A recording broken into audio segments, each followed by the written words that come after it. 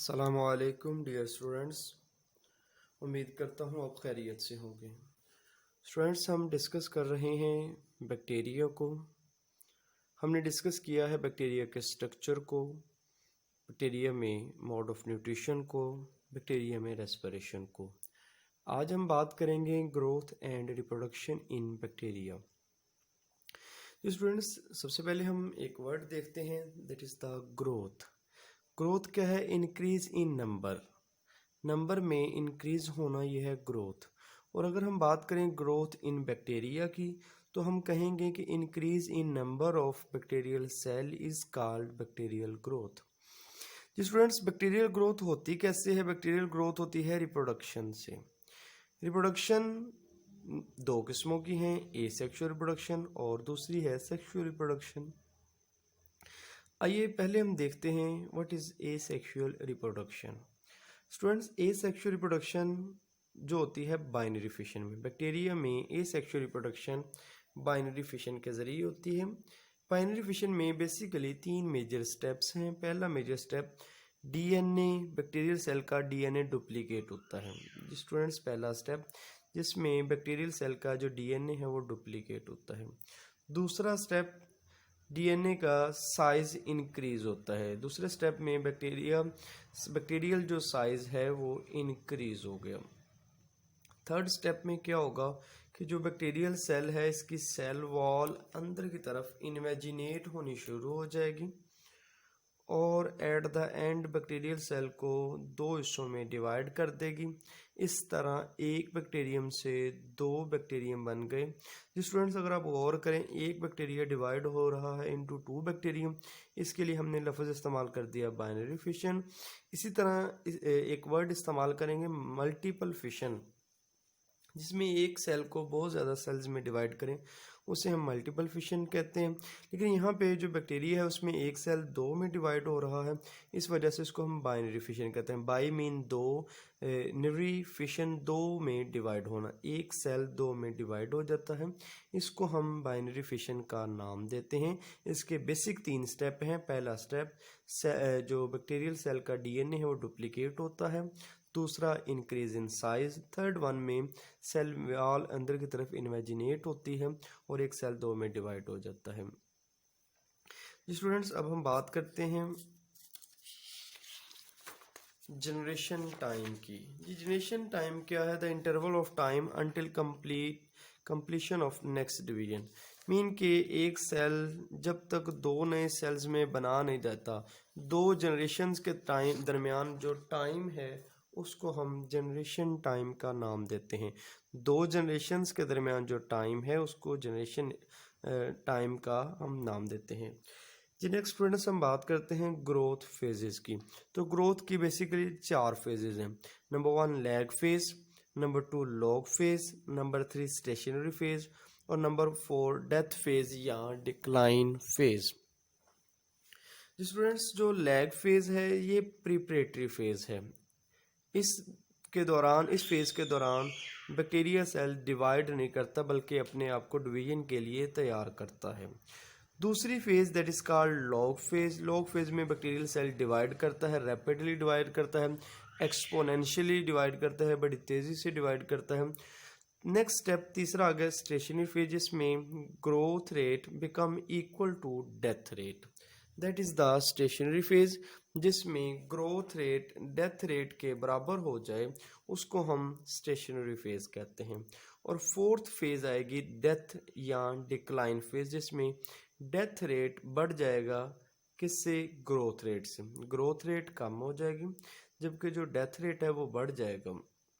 आइए अब हम जो फेजेस ऑफ ग्रोथ है इसको हम ग्राफिकली देखते हैं। तो अगर हम इसके लिए रिलेटेड एक ग्राफ बनाएं तो एक जो अलोंग वाई एक्सिस है, इधर हम अलोंग वाई एक्सिस हम लॉग फेज मीन के इंक्रीज नंबर ऑफ सेल्स जिसमें माइटोटिक डिवीजन होती है, सेल डिवाइड होता है, और दूसरी तरफ अलोंग एक्स एक्सिस लेते हैं टाइम को।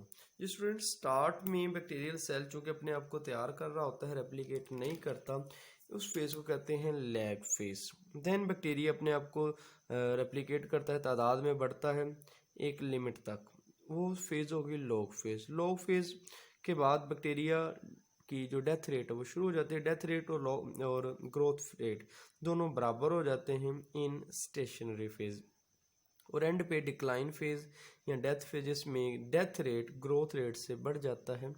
ये है स्टूडेंट्स हमारे पास जो ग्रोथ की 4 मेजर फेजेस। अब हम बात करते हैं कि बैक्टीरिया में जो सेक्सुअल रिप्रोडक्शन है ये कैसे होती है। जी स्टूडेंट्स, बैक्टीरिया में जो सेक्सुअल रिप्रोडक्शन जो ट्रेडिशनली जो सेक्सुअल रिप्रोडक्शन या माइटोसिस है ये बैक्टीरिया में एब्सेंट होती है, लेकिन सेक्सुअल रिप्रोडक्शन की एक किस्म है उसे हम कहते हैं कॉन्जुगेशन। कॉन्जुगेशन क्या है? The process of transfer of genetic material from donor to recipient called conjugation. दो सेल्स के दरमियान जेनेटिक मटेरियल का ट्रांसफर होना, वो बैक्टीरियल सेल जो जेनेटिक मटेरियल को ट्रांसफर करे उसे हम कहते हैं डोनर, और वो बैक्टीरियल सेल जो जेनेटिक मटेरियल को एक्सेप्ट करे उसे हम कहते हैं रेसिपिएंट।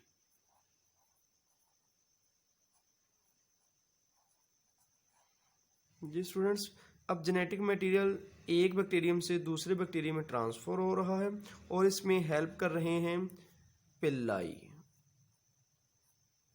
पिल्लाई कंजुगेशन में इन्वॉल्व हो रहे हैं, जेनेटिक मटेरियल को ट्रांसफ़र होने में हेल्प कर रहे हैं। जी जेनेटिक मटेरियल स्टूडेंट्स याद रखिए ट्रांसफ़र तब होता है जब ये दोनों बैक्टीरियम एक दूसरे के साथ जुड़ेंगे। जी ये स्ट्रक्चर में भी ये मैंने 2 कोकाई शेप बैक्टीरिया ड्रा किए हैं आपके सामने, और ये दोनों एक दूसरे के साथ अटैच हो रहे हैं। अटैच होने के बाद अटैच हो रहे हैं with the help of Pillai, Pillai की मदद से अटैच हो रहे हैं। देन अपने जेनेटिक मटेरियल को एक सेल से दूसरे सेल में ट्रांसफ़र किया जाता है। इस प्रोसेस को कहते हैं कंजुगेशन। ये थे स्टूडेंट्स बैक्टीरिया में ग्रोथ और रिप्रोडक्शन। अब हम बात करेंगे बैक्टीरिया को कंट्रोल कैसे किया जाएगा। ये स्टूडेंट्स हम जानते हैं कि जो बैक्टीरिया है काज डिजीज,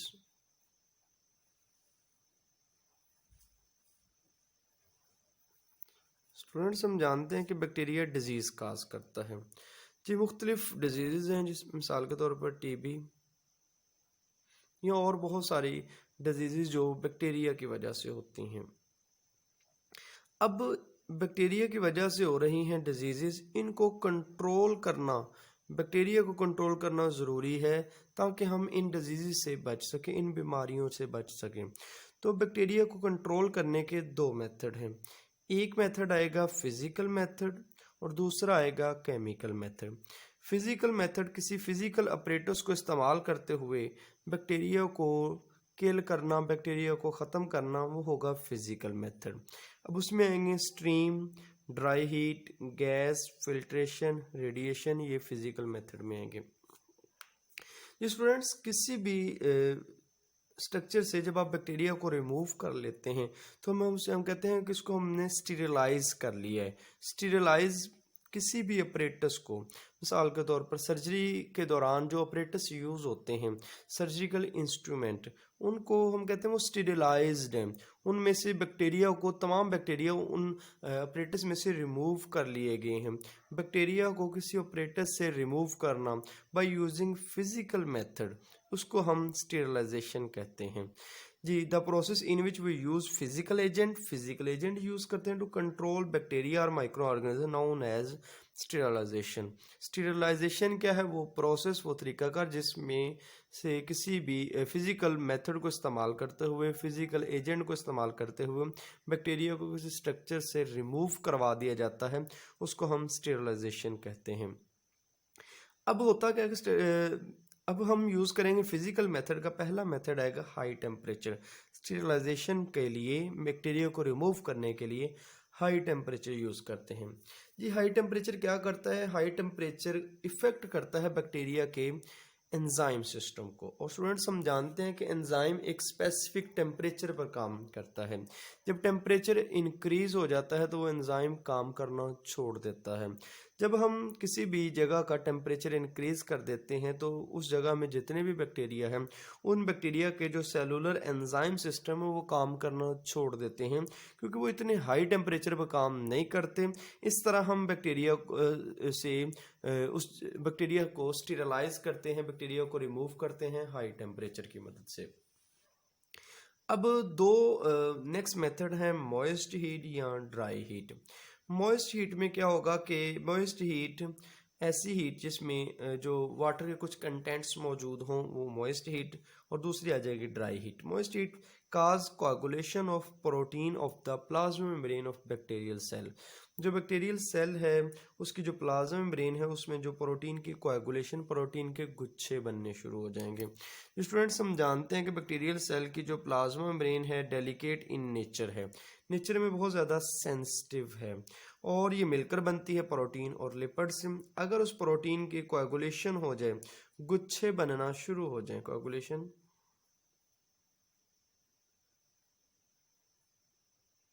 जी, कोagulation क्या है, इस प्रोटीन के गुच्छे बनना अगर शुरू हो जाए तो वो बैक्टीरिया की जो प्लाज्मा मेम्ब्रेन वो डैमेज हो जाएगी।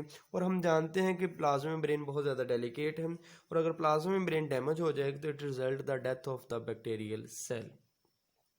नेक्स्ट हम बात करेंगे ड्राई हीट। ड्राई हीट क्या करेगी, इस बैक्टीरिया की जो केमिकल कंपोजिशन है, केमिकल कॉन्स्टिट्यूएंट है, उसमें की ऑक्सीडेशन कर देगी, उसको ऑक्सीडाइज्ड कर देगी। जब वो ऑक्सीडाइज्ड हो जाएंगे तो वो अपना प्रॉपर तरीके से जो फंक्शन है वो परफॉर्म नहीं कर पाएंगे, क्योंकि विदाउट ऑक्सीडेशन वो अच्छा परफॉर्म कर रहे थे। अब जब वो ऑक्सीडाइज्ड हो जाएंगे तो वो काम नहीं कर पाएंगे।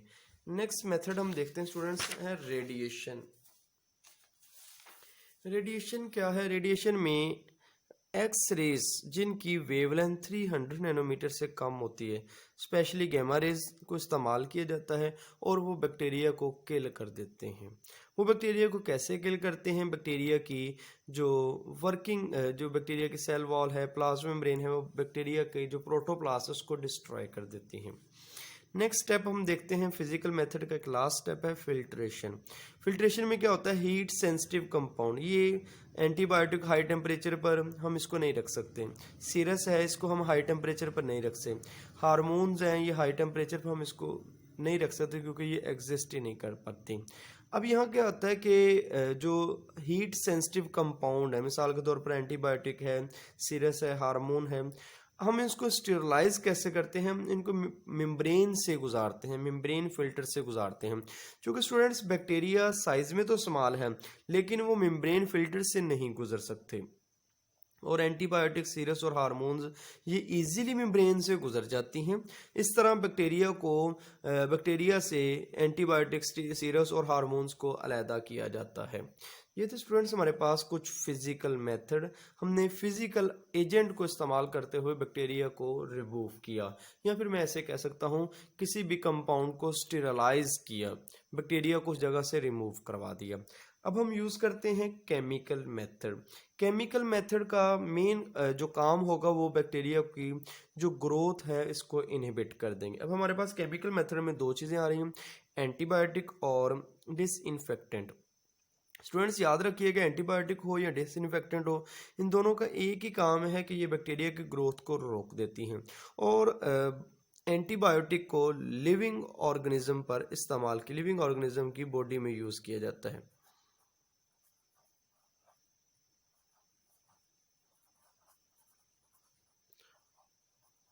जबकि डिसइंफेक्टेंट को नॉन लिविंग ऑर्गेनिज्म की सरफेस पर यूज़ किया जाता है।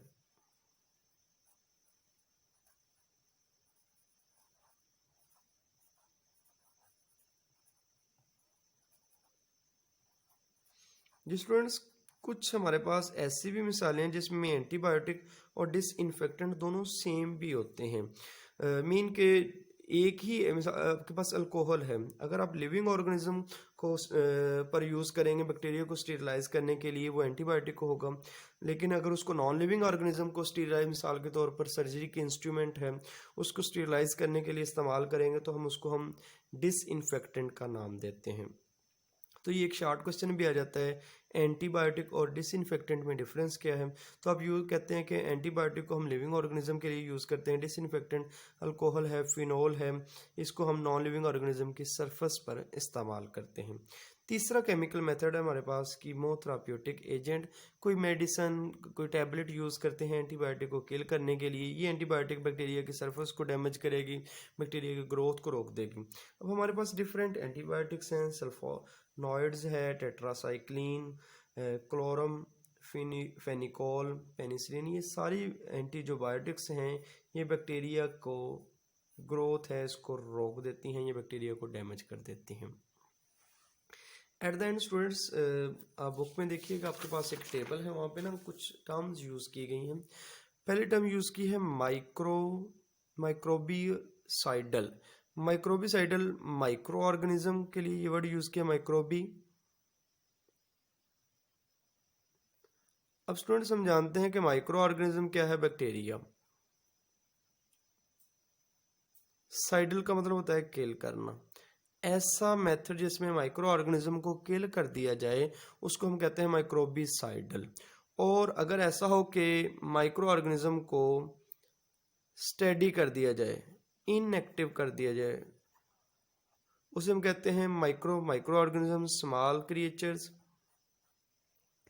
ऐसा तरीकाकार जिसमें हम माइक्रो ऑर्गेनिज्म को स्टेडी कर दें। स्टेडी कैसे करते हैं? Inhibit their growth.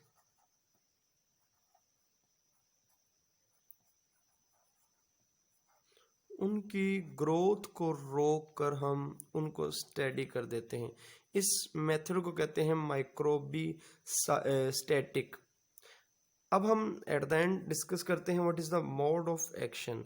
जो स्टूडेंट्स जो जितनी भी बैक्टीरिया हैं उनके ऊपर हम एंटीबायोटिक यूज़ करते हैं या फिर किसी फिजिकल मेथड को इस्तेमाल करते हैं ताकि बैक्टीरिया की जो ग्रोथ है वो रुक जाए, बैक्टीरिया किल हो जाए। तो बेसिकली होता ही है कि जो एंटीबायोटिक है या फिर कोई फिजिकल मेथड है काम क्या करता है, malfunction in the cell membrane या सेल वॉल को डिस्ट्रॉय कर देता है या सेल मेम्ब्रेन को डिस्ट्रॉय करता है। साइटोप्लाज्मिक जो एंजाइम है उसको इफेक्ट करता है, या न्यूक्लिक एसिड जो उसमें डीएनए या जो जेनेटिक मटेरियल है उसको डिस्ट्रॉय करके इस तरह बैक्टीरिया काम करना छोड़ देता है। ये तो स्टूडेंट्स कंट्रोल ऑफ बैक्टीरिया जो दो किस्मों का है, physical method and chemical method. अब स्टूडेंट्स हम बात करते हैं इसके रेलेवेंट जो क्वेश्चंस आते हैं वो ज़रा ध्यान से सुन लीजिएगा। इसके रिलेटेड जो पहला क्वेश्चन आता है वो आता है जी आपके पास, व्हाट इज स्टीरिलाइजेशन। दूसरा आता है moist heat and dry heat का इफेक्ट क्या है। नेक्स्ट, एंटीबायोटिक एंड डिसइंफेक्टेंट में डिफरेंस। और माइक्रोबीसाइडल एंड माइक्रोबीस्टैटिक बैक्टीरिया में डिफरेंस, ये लास्ट क्वेश्चन आता है। Thank you students.